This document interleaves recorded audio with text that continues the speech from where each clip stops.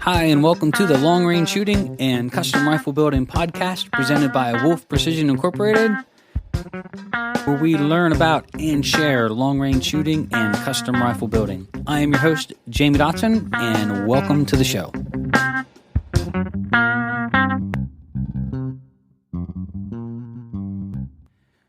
Hi, and welcome to episode 19 of Wolf Precision's Long Range Shooting and Custom Rifle Building podcast. I'm your host, Jamie Dotson, and thanks for joining us. In this episode, we are going to go back into D.O.P.E or data of previous engagements. We've had lots of great phone calls over the last week. We had some great questions on maybe trying to explain in some more detail on how we really try to work to get true working D.O.P.E for our rifles. I will be spending this week working with a couple clients one-on-one, trying to do the same thing, that are constantly struggling, trying to get D.O.P.E at distance. And it's not that they can't get D.O.P.E for a day, it's just that they're struggling to get repeatable D.O.P.E day after day, or working D.O.P.E that will work constantly in different conditions. So we're going to work on that this week here at the range. We're also going to introduce what we're going to be working on for the next probably 3 to 4 months, in which we're going to go into a set or a series of podcasts that are going to go into the art and fundamentals of long-range shooting. So this is going to be an introductory podcast to sort of talk about the subjects that we're going to be talking here in the future and teaching, hopefully passing on some great information. But really the concept behind what we do here at the school, and one of the real main reasons why we started the podcast in the first place. Thank everybody for joining us, and without further ado, here we go. All right, so let's talk about D.O.P.E or data of previous engagements, and I guess this would be part 2. So we released our podcast here a little while ago talking about D.O.P.E and how to get true working D.O.P.E for your rifle. And, in a 20-25 minute podcast, we're trying to share as much general information as we can to get everybody just an idea on how we do it here, and some tricks of the trade, as well as, trying to get the working D.O.P.E for your rifle dialed in efficiently, I guess. And we had lots of great phone calls. So I was really excited that people from across the country were calling in and asking questions and going into detail. And it was really cool to talk to some of you guys out there that were listening into the podcast and calling in and say, well, how did you adjust this? How did you adjust that? A lot of you guys had pretty fair amount of experience when it comes to shooting. Lots of you have attended other schools. It was just really cool to spend time and talking with you on the phone. So for that, I want to say thank you. I had a gentleman from Sandwich, Illinois. His name was Porus, if I pronounced that correctly. I called in, was asking questions on the curvature of the bore, as well as how we worked with the scope height to adjust the D.O.P.E up and down, and trying to get it squared away inside the program. What I want to try to cover in this particular podcast is just a little bit more in-depth detail to maybe explain a little bit better on how we adjust a program and why, and just some extra tips. So we're not going to spend a lot of time on this. This is going to be really straightforward and to the point. When we go to the range trying to get working D.O.P.E for a rifle, and I always like to say that D.O.P.E is something that you have for your rifle, not something that you get for your rifle when you're shooting. So you want to have working D.O.P.E for your rifle. So when you get to the firing line at a match or on a hunting trip, that's not the time for you to be getting D.O.P.E. You should already have it and be dialing it in your gun to shoot. The problem with a lot of these programs is I just think there's a lot of stuff going on in the background that maybe people are a little unsure of what the weight as far as barometric pressure, density, altitude, maybe how the programs are interacting together. Now you've got Bluetooth connecting your weather meter these programs and trying to interpret it to see what your bullet path is going to do. It gets rather complicated, and I think there's lots of different opinions on all these programs of what works and why. But here's what I've always done, and I'm still convinced that it really does provide and get you really great working D.O.P.E for your rifle that you have, and that you can rely on, and that you can sort of adjust on the fly as you get out and start shooting more and just getting more experience with your rifle. So, of course, we talked about when you go to the range with your rifle, make sure that before you attempt to get real working D.O.P for your gun, make sure that you've got some rounds through it to break it in a little bit. Make sure you have a height of the scope from the center of the bore, because you're going to put that in the program. You're going to want to take a good chronograph. and have a really good muzzle velocity average, you're going to put that into the program. I use G1 for our ballistic coefficient, but on G7, you're going to have to go and get the ballistic coefficient for the bullet that you're shooting and put that in the program. And then you're going to hit calculate. Me personally, to go one step further, I also want the density altitude for the day or the barometric pressure. That is my dope for that day when I'm testing at and in those conditions. Do change, so we want to make sure that we have that written down. Once we get all this information, we take it back and we put it in the program. One of my favorite programs is a free program by Hornady. It's their standard ballistics calculator that is on their website. Now, you can click on Show Advanced Features, in which you can put in altitude or density altitude, barometric pressure, all that stuff. And I do that. But I really think it's a very accurate program, and it's very simplistic, and it provides great dope. And I can say that with confidence. We have been using it here for the school for 10 years. As long as that program has been out, it's been fantastic. And lots of times we issue dope to customers or a starter chart, and they'll shoot it out to 1,000 yards at the end of the second day in class, and they're pretty close. I mean, it's sort of amazing, and it's consistent. So that's the key word, is it's consistently close. But once we're really trying to go one step further and get true working dope for our rifle, we've got a couple things we have to correct in there. Curvature of the bore has an issue on both windage, how you zero your rifle left and right, if the barrel indexes with the rifle bore itself pointing left and right. It also has some effect on the bullet not leaving perfectly straight from the barrel. So if you got curvature to the bore or the rifling inside, and it's artificially starting you in the up position or down position, these are going to cause issues because a lot of these programs really are calculated with the bullet leaving straight out of the muzzle. Not really happening that way. Now, it's not that it's looking like a boomerang coming out there, but it's not perfectly straight, and that causes us issues at distance. So when we get all this general information, we're going to go back to the program. We're going to print out what we call a starter chart. We're going to take that to the range, and we're going to be looking for 2 reference points at distance. Basically, we're going to be trying to iron out our dope or use our starter chart, let's just say it's 600 yards and 1,000 yards, that will hopefully keep us on paper. And then we're going to shoot what the chart says, and then we're going to write down what adjustments we need to make those shots center impact. So, for example, we go out on a particular day and we shoot mills here, and we're doping out a rifle, and at 600 yards, we're 1/10 low, and at 1,000 yards, we're 2/10 low for the barometric pressure, density, altitude, all that combined. That's actually not too bad. They can be a lot worse than that. So let's just use that as a really clean example. Click chart is saying one thing, but it's actually causing us to strike low on the target. So we need to bring click chart up to match our dope. 1/10 at like 700 yards, and then 2/10 at 1,000. Now, here's the order that we do it, and here's why. And I want to explain this part a little bit more clearer, because this is what a couple of the questions were on, is I go in there and I adjust the scope height inside the program first. And the question was brought up, really, why would you do that? And even another customer had asked, should I change the actual scope height bases up and down to adjust this? And I'm like, no, we're going to leave that alone. We're going to leave the scope rings and bases alone on the rifle.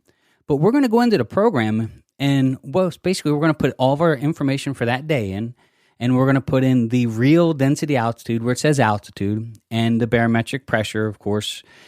And then we're going to hit calculate, and we're going to look to see what the click chart said we needed, and we're going to start comparing that to what we really needed. And they're going to be off, for our example, 1/10 at 700 yards, 2/10 at 1,000. You're low.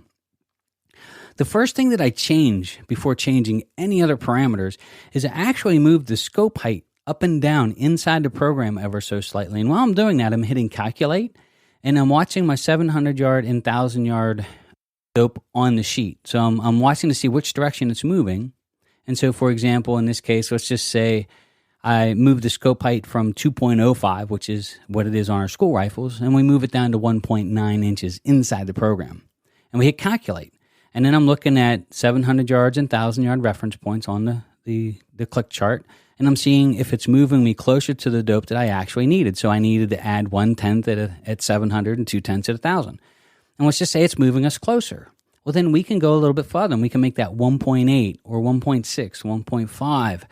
The reason we're doing that is if you take your bell curve of your rifle, or the bell curve of the ballistic arch of your bullet. So we've got this arch or arc of the bullet, and then you've got, if you can picture this, your scope looking straight out through there. By us adjusting the scope height up and down inside the program, basically all we're doing is we're moving that arc of the bullet, or the path of the bullet, intact up or down ever so slightly in reference to the site of the scope. And so we're able to manipulate our dope a little bit without bending or changing the arc or bell curve of the actual bullet flight up and down first. And so we can in essence just slide that bell curve down a little bit on the line of sight of the optics. And so if you can picture, if you're looking through your optics, and it's let's just say, for example, it's a laser beam running right through the center of your scopes looking at the target. And then if you can picture the arc of the bullet above that, when we change the scope height, all we're doing is we're moving that beam up a little bit inside the arc of the bullet, or down further away from the arc of the bullet. So we're changing that further reference point without changing the actual curve or arc of the flight of the bullet.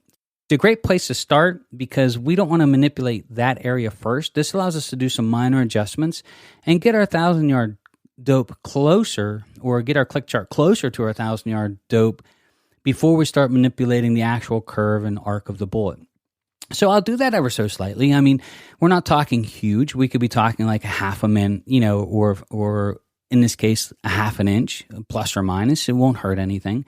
So in this case, we go the whole way down to 1.55, and we hit calculate, and we move closer, or we move further away.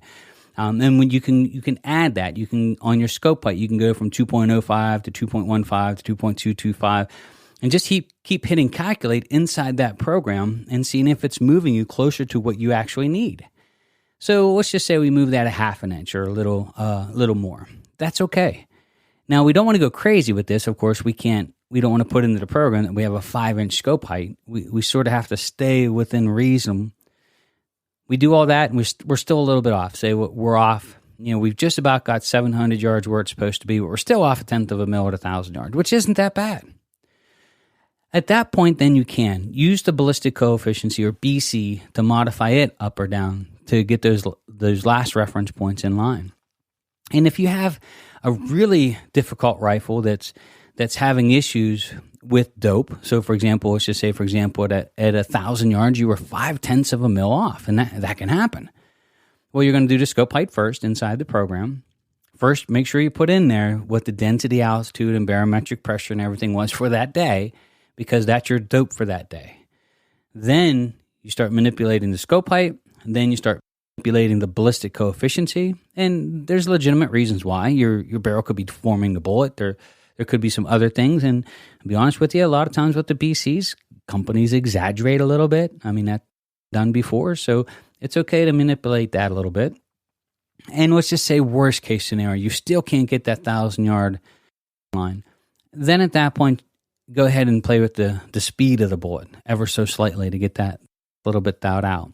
Now, done right, you've got two reference points, 700 and 1,000 yards, or 500 and 1,000 yards, that's in line with the path of what your bullet really needs to make those hits. Once you do this, it's actually quite amazing that even for a while beyond that, the arc stays pretty much intact. At 11, 12, 1,300 yards, you still could use this click chart to make those shots. That'd be great.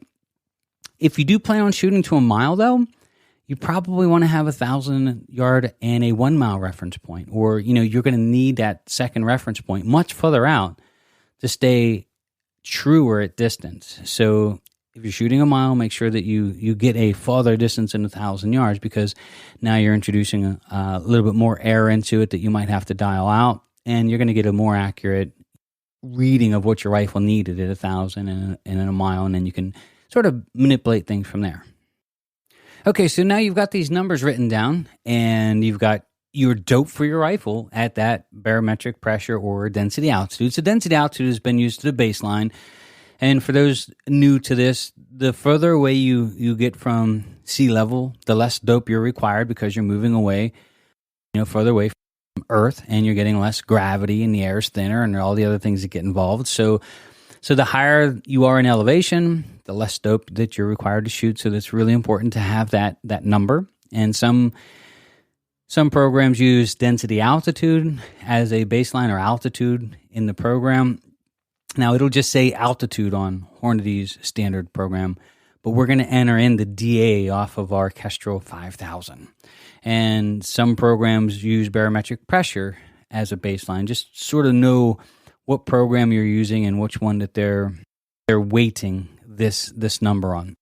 Now that you have this figured out, and let's just say, for example, here at the school, we shoot at 2000 DA all the time. It's pretty average. We have a click chart printed out, a dope card for our rifle printed out, tied to the bell of the rifle, or we put it in our logbook, and that is our dope for our rifle at 2,000 feet. And then you can do yourself another click chart. Let's just say you do one at 0 and one at 4,000 feet. Put it in your logbook. Do this enough, you'll realize that 1 or 2,000 foot DA add or drop at 500, 600, 700 yards might only affect your dope 1/10. And at 1,000 yards, a 1 to 2,000 add or drop in density altitude might affect your impact 2 or 3/10. And you'll get to know your rifle well enough that you can run with that click chart that's done at 2,000 feet. Density altitude falls to 1,000 feet or raises to 3,000 feet. You can still use that click chart. You're just going to make a small adjustment for the change in the atmospheric conditions for your distance. And you get to know your rifle well enough, you actually don't need another reference point or a field computer to figure out all the changes that's going to happen. You're just going to know from experience that, hey, 1,000 foot drop means I'm going to have to add 1 or 2/10 at 1,000 yards for my rifle. Now, you have to figure this out for your rifle. It might be different than mine, but that's really how it works. If you're going on a hunting trip out west, this is pretty common. You know, you're going to say, hey, I'm going to be shooting at 6,000 feet. Maybe. Odds are you're maybe 6,000 feet on the map, but you're probably not shooting at the density altitude of 6,000 feet very often, because that does rise and fall all the time. And so you could do a click chart at 6,000 DA, and then you could do another click chart at 8,000, maybe another click chart at 4,000. Look at your density altitude once in a while.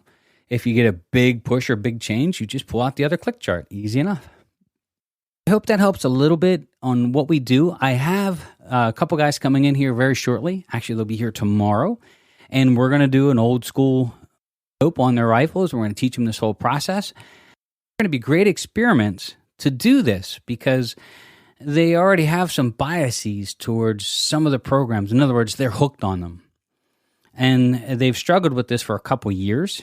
And I just got a phone call from one of them coming back from another match. His dope was all over the place again.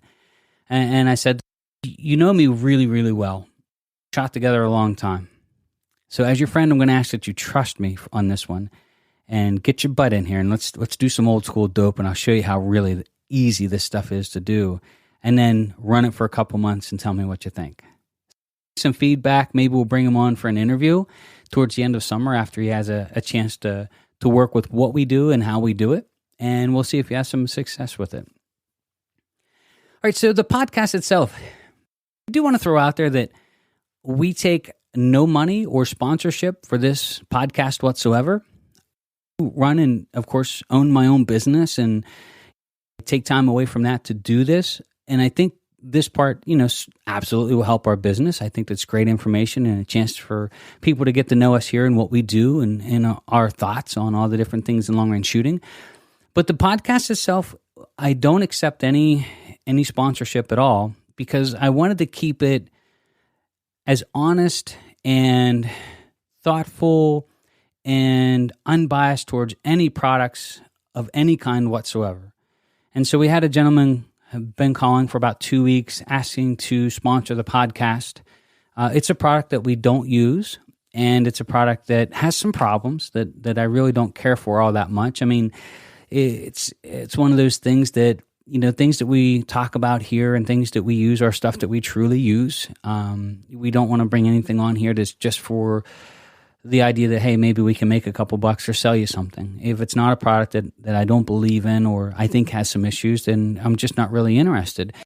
So it's not that, we don't appreciate the gesture, and it's not that, we couldn't use that to put towards something here at the business or at the school, but we just want to make sure that the podcast is kept pure, that we're not here to sell you anything, or we're not taking money to throw people in the air to praise their product or whatever. That's just really not what this was all about.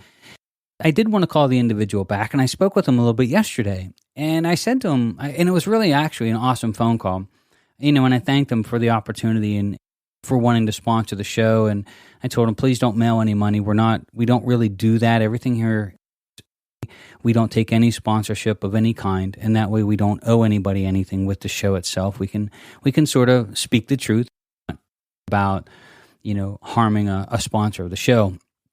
And so we talked a little bit further, and he said, well, why don't you use our product? And I sort of explained to it, there was a really major issue with the product that throws up a red flag with me that I really don't want to put it in a customer's rifle. It's something that, without naming any names of the product, but it's not something that I would put in my customers' rifles simply because it has a flaw. And we talked a little bit further along, and he was a great gentleman to speak with. And I said, look, I'd just like to talk to you like a friend would talk to you. A bash on your product. I just want to tell you that a couple things and reasons actually why we use it here. And it was great because he sat back and he listened a while. He said, we've known about this problem for a while, and we really didn't think it was too big of a deal, but just talking with you a while, he said, maybe it's time that we address this. And so I told him, if you address this issue and you fix it, please send it to me and let me test it. And, I would certainly love to offer it to our customers as a product that they could use. It would have to get fixed, and it would have to get here and have to be something that we truly believe is an asset for our customers. And then if that works, sure, I'd love to have you on the show. And you don't have to pay a thing for it. What was really cool is that we may have, just made a small change. It just the opportunity to talk about a product and how we could make it better, could do to benefit the customer, and it might have shifted that product to the better side, which is actually pretty cool. So I appreciated the phone call, and I certainly appreciated the offers. That part, I never can say thank you enough. But on the podcast itself, we don't want to take any money from anybody for the show itself. All right, so another subject I want to talk about is what we're going to be working on for the next probably 8 to 15 podcasts. And it's all going to be about fundamentals. And so I just want to give you a brief description about what we're going to do, how we're going to do it, and sort of why. When you get into basic shooting fundamentals, a lot of times people look at it like it's a recipe. Here's A, B, C, D, E, F, G. I mean, there's this list of things that's in basic fundamentals of marksmanship. There's a lot of truth to that. I mean, it's like a recipe. Now, there's a problem with the recipe, though, just like any good recipe. It's not about what's in it. It's what you put in at what time and for how long.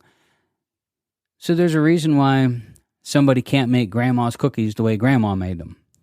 It's because it's just not about throwing a bunch of stuff in a bowl, mixing it together, and then throwing it in the oven. There is a time and place in which each part of the recipe needs certain attention to make it come out perfect. Same thing with, like, for example, I always joke around with this in class. It's like chicken soup. You can give the recipe for chicken soup to 2 individuals, and one person come up with great chicken soup, and the other one comes up with a pot of botulism, simply because they put the chicken in last. And so when you get into shooting fundamentals, there is a time and place in which each and every part should be really paid attention to, and how much attention should be applied at what time, in what place. If you get these things out of order, or you put the wrong emphasis on the wrong fundamental at the wrong time, you still wind up with not so great shooting. And so the next several episodes that we're going to do here at the podcast is going to be breaking down the shooting fundamentals one piece at a time, and then coming up with a way that you, the shooters, have a mental checklist or a verification that you're doing each part properly at the time and place in which it's supposed to be done. So here at the shooting school, the first day of class is all fundamentals, and we focus heavy on it. And for some shooters that have more experience, it can even be a little bit dry to listen to.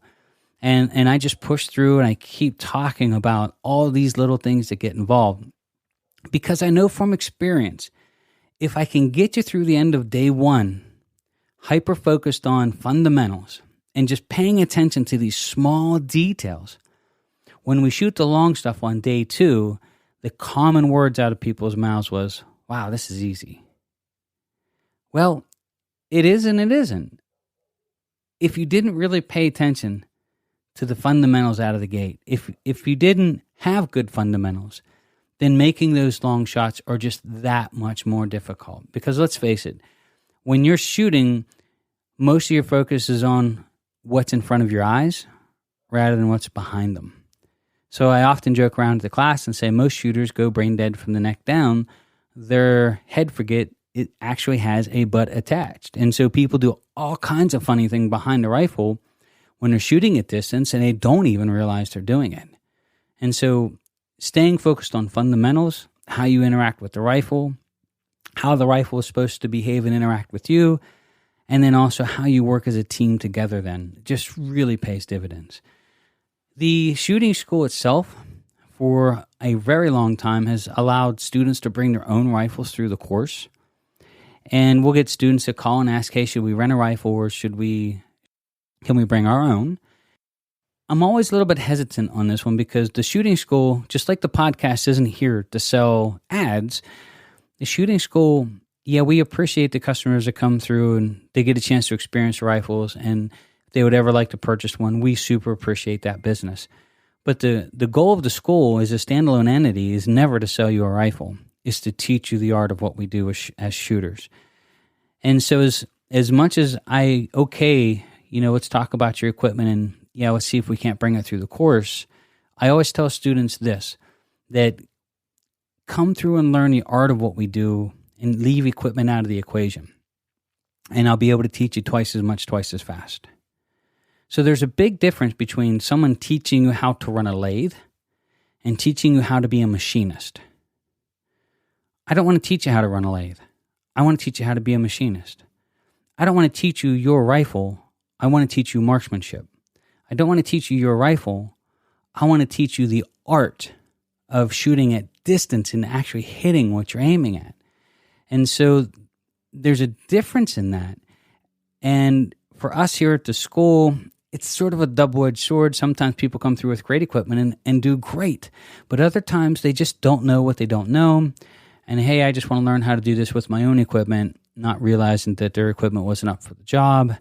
And then that part can be a little bit tough. You come in for a 3-day school, the rifles aren't performing the way that you want them to. And in essence, it limits your learning ability simply because your equipment just wasn't up for the task. With that said, we're thinking that in 2020, with the exception of repeat students who have already been through the course, we may eventually make it a complete suppressed class to where you either shoot one of our rifles suppressed or you can rent a suppressor here. So we're working with a couple suppressor companies to get a whole pile of suppressors here. That way we can suppress all of our rifles. And for students coming through that are shooting their own rifles, they can use a suppressor while here at the school. It just makes a lot more comfortable firing line. And then I think here in the future, what we may do is students coming through the second time that have gone through and got all of their kits squared away, we're going to allow them to come through the course with their own rifles. But for the first time through, we might not even raise the price of the school with the exception of just the cost of the ammunition. Is we really want you to come through and learn the art of what we do, because once you learn it, you can apply it to anything you'll ever shoot. It's like one of those things that if you learn on proper equipment, then the only thing you have to learn is the art of doing it. And then you can go back, and whether it's shooting just your varmint rig, a match gun, or a hunting rifle, you can apply what you've learned to that rifle, but you may not be able to learn the art of what we do on it. I hope that makes sense. So I hope it makes sense with coming through the course. I know the suppressed part I'm really excited about. We had some really rough breaks this year already, muzzle breaks that is, where just falling short of a howitzer on the firing line, the sound is incredible. So I am really looking forward to, hopefully within the next year, we're going to make it a complete suppressed school. I think that'll just make it so much more enjoyable for everybody involved. And then also, feel free to contact us with any questions. I really enjoyed the phone calls that we got. It was a great opportunity to speak with people and talk with them about how the things that we do might apply to what they're working on, how we can help, and just verify some of the things that they heard in the podcast and how they can use it to their benefit, and give us some suggestions as well. That's always super welcomed here. Stay tuned as we keep moving down the line. The next big group of podcasts will all be on fundamentals. That is going to start next week. So if you get a chance, tune in. You're going to hear a lot of the stuff that we teach at the school, piece by piece. Some of it is just, us wanting to share with you these little details to help you become just the best shooter you can be. The other part is us really trying to prep you to anticipation of coming through the school. So for those that are planning on attending the school, it gives them some things to listen to, get their head wrapped around some things that we do. And so it'll make a little bit more sense once you get here to the schools. Guys, thank you for joining us. I super appreciate it. My name is Jamie Dotson, and you are listening to the Long Range Shooting and Custom Rifle Building Podcast.